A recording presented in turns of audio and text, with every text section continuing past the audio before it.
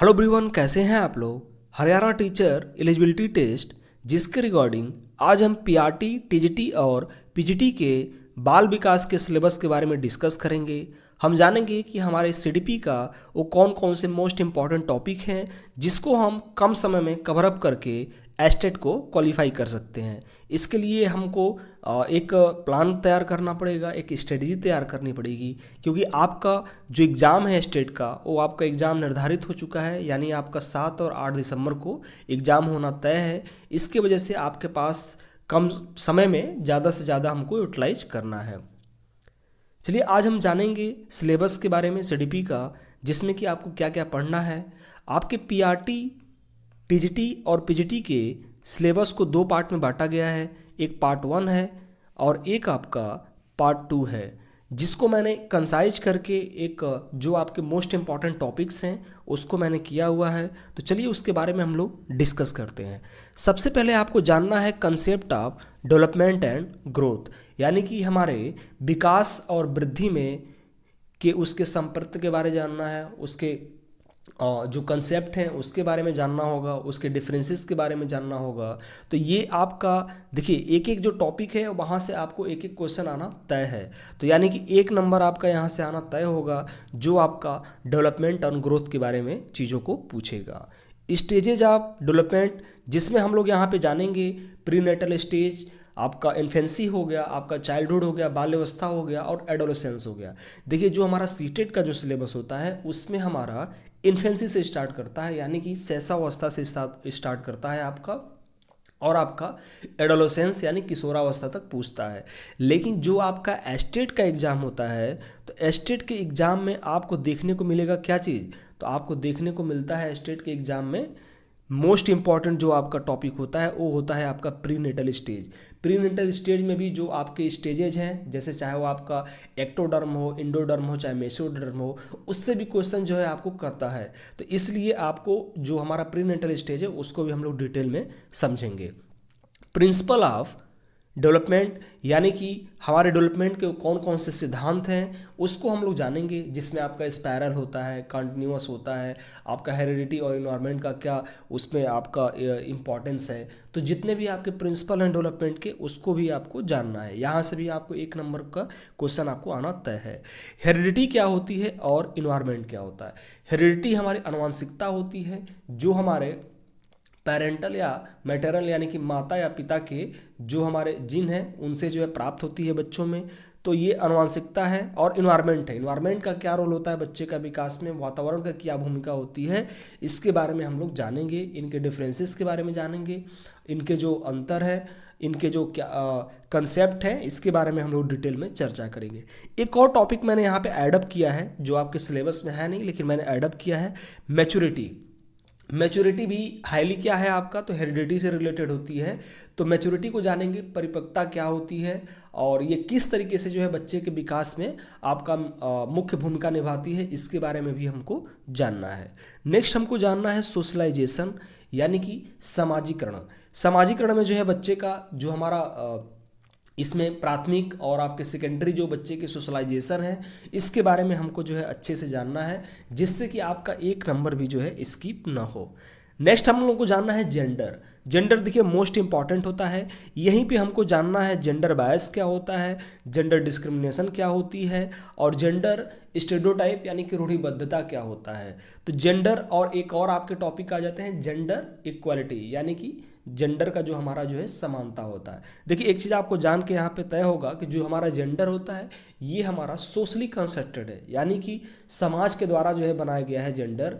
तो समाज में जैसे कि समाज ने बोल दिया कि हाँ लड़का ये कार्य करेगा, लड़की ये कार्य करेगी, तो ये हमारा जेंडर होता है। एक हमारा होता है सेक्स होता है जो हमारा बायोलॉजिकल होता है, यानी कि जब बच्चा जन्म ले लिया तो वहाँ पे जो चीज़ मिल गया कि हाँ ये लड़का है ये लड़की है, वो चीज़ वहीं पे ही निर्धारित हो जाता है। लेकिन जो आपका कर्म के अनुसार, जो आपके प्रोफेशन के अनुसार और जो एक समाज का जो थिंकिंग है, सोच है, उसके द्वारा जो चीज़ आपको बताया जाता है वो आपका जेंडर कहलाता है। तो इसके बारे में भी हम लोग जानेंगे कि वर्तमान में इससे कौन कौन से क्वेश्चंस पूछे जाते हैं जिससे कि आपका काम हो। देखिए आपको यहाँ पे समझना है कि सीटेट और एस्टेट बोथ आर डिफरेंस। भलो आपका सीडीपी जो है 30 क्वेश्चन आपका सीटेट में भी पूछ रहा है, 30 क्वेश्चन आपका जो एस्टेट में भी। एस्टेट का जो सिलेबस होता है आपका ये बहुत ब्रॉड है आपका, यानी कि एक एक क्वेश्चन के लिए आपको काम करना पड़ेगा। अगर आपके 30 क्वेश्चन आएंगे तो 30 टॉपिक भी आपको तैयार करने होंगे, तो इसलिए जो है आपको अच्छे से देखना है। नेक्स्ट हमारा कॉग्निटिव डेवलपमेंट थ्योरी, जो ये मोस्ट इंपॉर्टेंट है, जीन पियाजे का है। जीन पियाजे के कॉग्निटिव डेवलपमेंट थ्योरी में बहुत सारे आपके टॉपिक हैं कि आपके अडप्टेशन क्या होती हैं, अनुकूलतम क्या होता है, एकमेंडेशन क्या होता है, एसिमिलेशन क्या होती है, ठीक है ना, उसमें स्कीमा क्या है। और जो हमारे जीन पियाजे के चारों स्टेज दिए हुए हैं, sensory motor skill, pre operational, concrete और आपके फॉर्मल ऑपरेशनल, चारों स्टेजों के बारे में हम लोग अच्छे से जानेंगे, जिससे कि हमारा एक नंबर भी स्किप ना हो। नेक्स्ट हम लोग को जानना है socio culture theory. Socio culture theory यानी कि आपके वाइगोस्की के सिद्धांत को पढ़ना है, जिसमें हमको जानना पड़ेगा कि लैंग्वेज किस तरीके से बच्चे के लिए विकास के लिए कार्य करता है, आपका उसमें संस्कृति का क्या रोल होता है, उसमें समाज का क्या भूमिका होती है, किस तरीके से बच्चे का जो वाक होता है, जिसमें इन्होंने एक प्राइवेट स्पीच की बात कहा था, तो और इनके जो स्टेज का जो मेन पॉइंट होती है, इसके बारे में हम लोग को जानना है। नेक्स्ट हमारा है मोरल डेवलपमेंट थ्योरी, जो हम जानेंगे कोहलबर्ग का। इसमें इनका जो है 3 स्टेज था और इसमें जो 6 लेवल इन्होंने दिया हुआ था, आपके प्री कन्वेंशनल, कन्वेंशनल और आपके पोस्ट कन्वेंशनल। इसमें हम लोगों का हाइंस डिलेमा क्या होती है, किस तरीके से बच्चे के विकास के लिए ये इंपॉर्टेंट रोल करेगा, तो इसके बारे में भी हम लोग जानेंगे। नेक्स्ट हमारा है चाइल्ड सेंटर्ड एजुकेशन, यानी कि हमारा बाल केंद्रित शिक्षा क्या होती है। तो बाल केंद्रित शिक्षा वो होती है जो हमारे बच्चे के नीड्स के अनुसार, जहाँ पे टीचर कार्य करता है, बच्चे के नीड्स के अनुसार स्कूल कार्य करता है, एक्टिविटी करता है, इसे ही हम लोग जो है चाइल्ड सेंटर्ड एजुकेशन कहते हैं। इसके जो हमारे प्रवक्तक थे, हमारे जॉन डुई थे। जॉन डुई ने जो है चाइल्ड सेंटर्ड पे काम किया था। ऐसे तो बहुत सारे और भी हैं, जैसे फ्रोबेल है, मारिया मॉन्टेसरी हैं और रूसो हैं, बहुत सारे लोगों ने काम किया है। लेकिन आपके जो मोस्ट इम्पॉर्टेंट जो काम किया वो आपके जो है जॉन डुई को माना जाता है। नेक्स्ट हमारा जानना है प्रोग्रेसिव एजुकेशन क्या होता है, प्रगतिशील शिक्षा क्या होती है। तो ये भी आपका चाइल्ड सेंटर से काफ़ी मिलती जुलती है।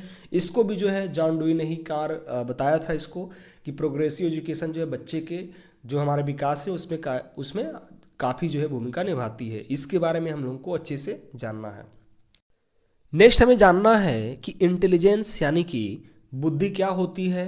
बुद्धि के बारे में हमको जानना है, समझना है कि बुद्धि के आपके कंसेप्ट क्या होते हैं, बुद्धि किस तरीके से कार्य करती है और आपके टाइप्स क्या होंगे, इसके बारे में हम लोग को डिटेल में जानना है। इसमें मोस्टली आपका जो इनके थियरी होती है, आपके जो इंटेलिजेंस के दिए हुए हैं वही आपके ज़्यादातर पूछते हैं, तो उसको हम लोग पूरे थ्योरी को जान लेंगे।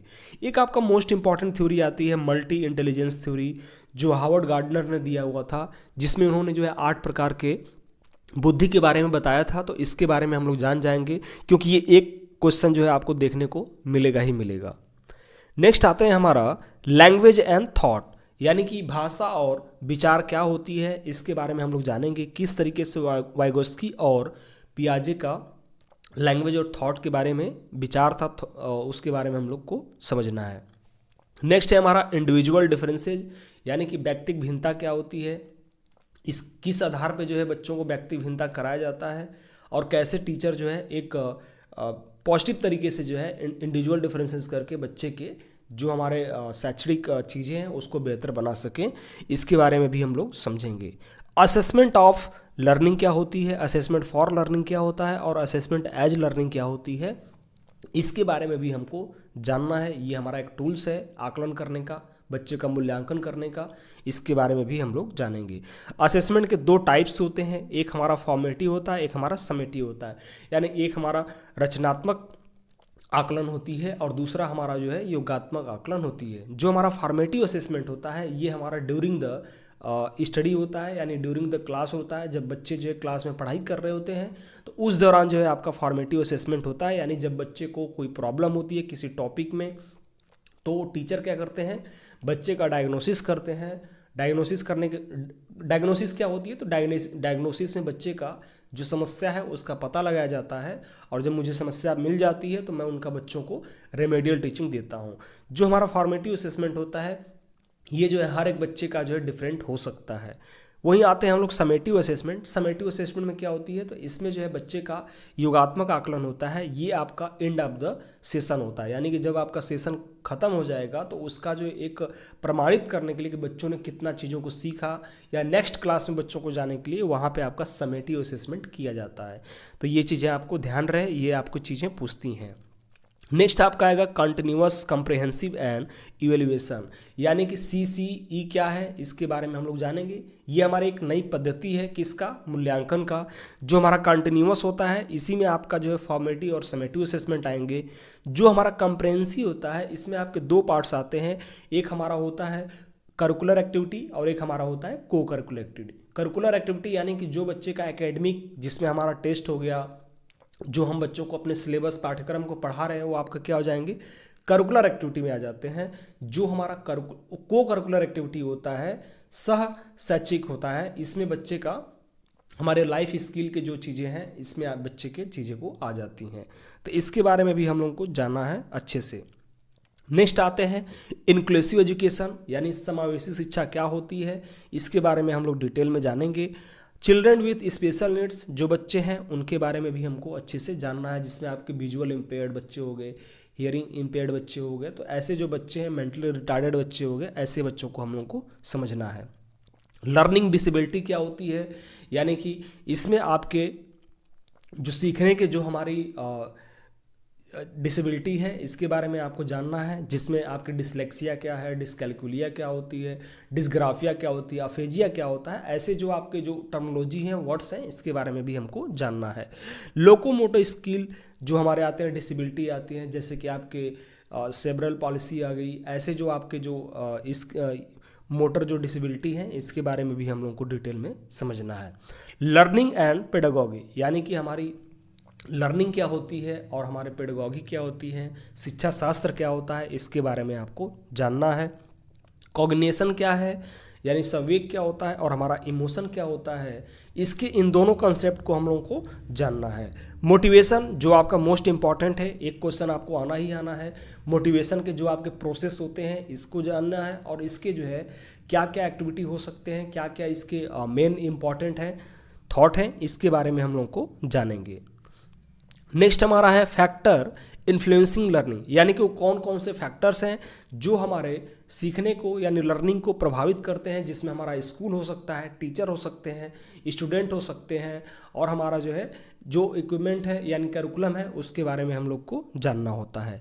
लर्निंग थ्योरी भी हमको जाननी है, जिसमें हमको थॉर्नडाइक का थ्योरी हो गया, स्किनर हो गए, पाउलो हो गए, और बांडूरा के थ्योरी को अच्छे से हमको जानना है। कुछ हमारे मिसलेनियस टॉपिक होंगे जो हमारे based on previous year question paper, यानी कि जो क्वेश्चन पेपर जो आपके स्टेट में दिए हुए हैं पहले से, यानी कि जो आपके सिलेबस में है नहीं, वो जो क्वेश्चन पेपर में दिए हुए हैं वैसे टॉपिक को भी हम लोग को कवर अप करना है।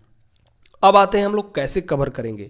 सबसे पहले हमको कंसेप्ट जानना है, और दूसरे नंबर पे हमारा प्रीवियस ईयर क्वेश्चन पेपर, यानी प्रीवियस ईयर क्वेश्चन पेपर में कौन कौन चीज़ें दिया हुआ उसको टैकल करना है, और मुझे हम लोगों को प्रैक्टिस मेन है, तो इसको हमको कवर अप करना है। अब आते हैं यहाँ पे आपको समझना है, देखिए हम लोग के पास जो है कम से कम आपके 10 से 15 दिन है, तो 10 से 15 दिनों में जो है इसको जो है आपके इनके सिलेबस को कवर अप करना है। अब इसके लिए क्या करना पड़ेगा, तो इसके लिए हमें एक अच्छा बेस्ट जो है स्ट्रेटजी जो है लानी पड़ेगी। अब इसका बेस्ट स्टडी का जो एक मोस्ट इंपॉर्टेंट होता है कि आपका जो भी फ्रिक्वेंट जो आपके मोस्ट इंपॉर्टेंट टॉपिक हैं उसको आपको पहले कवर अप करना है। तो मैं यहाँ पे क्या करूँगा आपको कि आपको प्रैक्टिस कराऊँगा, आपको प्रैक्टिस चलेगा, और प्रैक्टिस के साथ साथ ही हमारा जो प्रीवियस ईयर क्वेश्चंस पेपर हैं जो आपके मोस्ट इंपॉर्टेंट है, और जो हमारे टॉपिक हैं यानी जो हमारे कंसेप्ट वाले जो टॉपिक हैं उसको हम लोग क्या करेंगे, तो हम लोग प्रैक्टिस के साथ साथ यानी कि प्रीवियस ईयर क्वेश्चन के साथ साथ हम लोग कंसेप्ट को भी समझेंगे, जिससे कि आपका प्रैक्टिस भी हो जाएगा और आप उस कंसेप्ट को भी आप चीज़ों को समझ पा रहे हैं। तो ये आपका सीरीज कल से मैं प्रारंभ कर दूंगा, और आप लोग इसको ज़रूर देखिएगा, क्योंकि ये आपके लिए मोस्ट इंपॉर्टेंट है, और ये आपका सीटेट से बिल्कुल डिफरेंट है, क्योंकि अगर उसको आप सीटेट की तरह लेके चल जाएंगे तो आपका प्रॉब्लम हो जाएगी, आपकी चीज़ें जो है नहीं हो पाएगा, क्योंकि एस्टेट जो है बिल्कुल डिफरेंट है, और यहाँ पे जो पार्ट्स हैं इसके अलग अलग हैं, जैसे कि आपके 30 क्वेश्चंस जो आपके आते हैं तो ये आपके सीडीपी के रहेंगे। फिर 30 क्वेश्चंस में आपके मैथमेटिक्स, रीजनिंग और हरियाणा का जीके होता है, और आपके 30 क्वेश्चंस में हिंदी और इंग्लिश का लैंग्वेज होता है। तो 90 मार्क्स में आपको जितना बेहतर आप ला सकते हैं उसको आप कर सकते हैं। बाकी आपका पीआरटी, टीजीटी, पीजीटी का वो आपके जो 60 नंबर होते हैं वो आपके अलग हो जाते हैं।